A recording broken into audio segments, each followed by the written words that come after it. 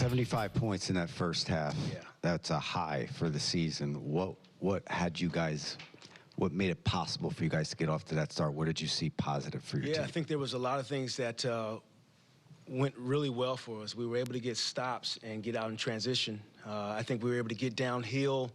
Spencer turned the corner. Nick's ability to have an impact at the rim. At the end of the night, I think we have 20 offensive rebounds, so we talked about that ability to crash offensively, rebound the basketball, but also sprint back and keep them under control in transition. We were able to do both in that first half, which was great. And then some shots went in, and so that always helps also. Ending the losing streak, not only ending it, but ending it against a team like this, who's second in the West coming in, fourth best record in the league. What does that mean for this club right now? Yeah, it shows really who we are, the no quit in us. You know, we talked about having faith and tenacity. The faith is going into the game believing that you were going to win the game. And I really thought that we had that sense that we were going to win the basketball game, the preparation behind it. And then the tenacity goes into the ability to have urgency and to be able to hit people and understand your role. And valuing each possession. I'm going to keep preaching that to our group and as we continue to grow together. But at the end of the day, I think we really went into this game believing that we were going to win. Lonnie's first game since November 30th. Was kind of Dennis's first game back, too, although his absence wasn't as long. How would you assess how those two performed tonight? I think immediately you could see their impact when they entered the game. You know, Lonnie's ability to get a steal and push the break for us. I thought the looks that he had were, you know, really good. He had good bounce to him. I didn't go back to him with his second stint just because that game started to get a little close on us. And then Dennis, his impact, even to the end of the game where he inbounds the ball, short clock, we miss it, he gets an offensive rebound. So his ability to guard defensively, make shots tonight for us, drive the basketball, but overall, just his spirit for our group is so huge. It gives us I don't know, a edge, a swag about us that kind of goes through the group when he's playing.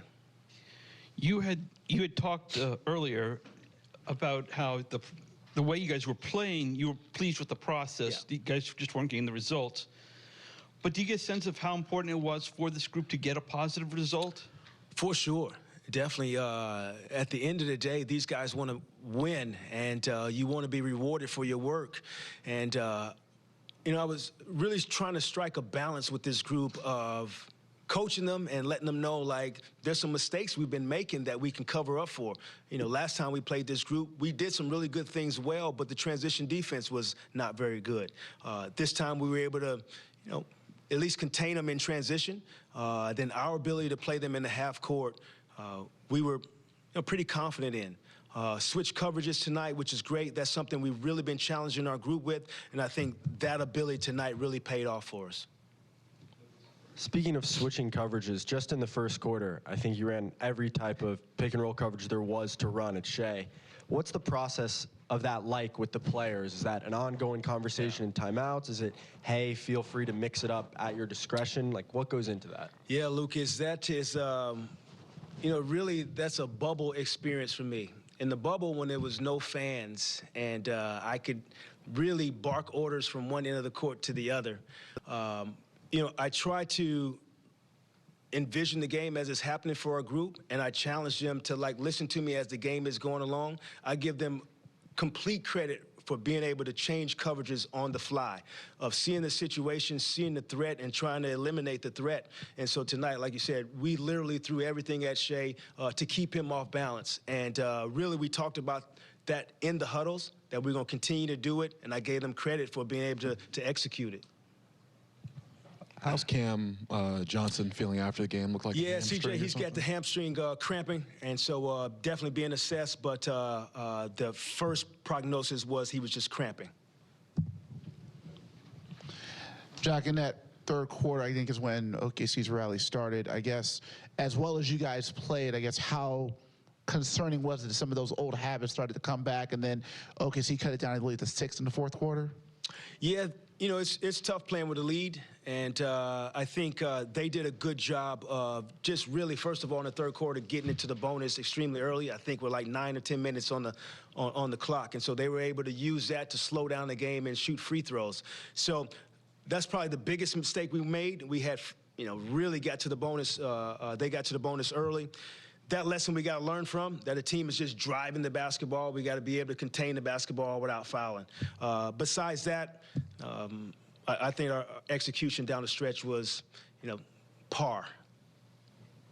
And I was going to follow up on that by saying, I guess, with the win, do you take more from how well you guys played in that first half, or is it more of take the win, but also these reoccurring issues have kind of reared their ugly head, I guess, in that second half, and you want to make sure you get those concerned too? No, it's perfect for a coach. You'd be able to give them some credit for getting the win, doing what you did in the first half. But that was a challenge. We showed 2 clips at halftime how they were going to beat us. They was going to beat us in transition, and they was going to beat us driving the basketball. So our ability to contain the basketball is going to be huge for us, and then our ability to get back in transition is going to be huge for us going forward. So those are the challenges. It gives me a chance to hit them again as we go into Portland game.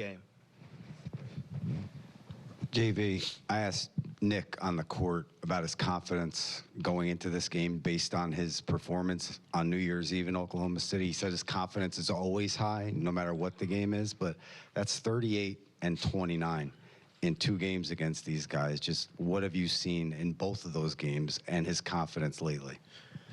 I just think he's playing really free. And so whether that is him dribbling full court after getting the rebound and going to dunk the basketball, whether that is his ability to understand that he doesn't always need to use his size to get offensive rebounds. He can use his quickness and speed, and he's been doing that and his length at the same time. So I think the game is just, you know, Nick's still a young player, but he's starting to grasp concepts and how people are playing him and using that to his advantage. And I think he's just growing. And with growth comes the ability to feel good on the floor. He knows his teammates need him. That's a good feeling, and he's delivering.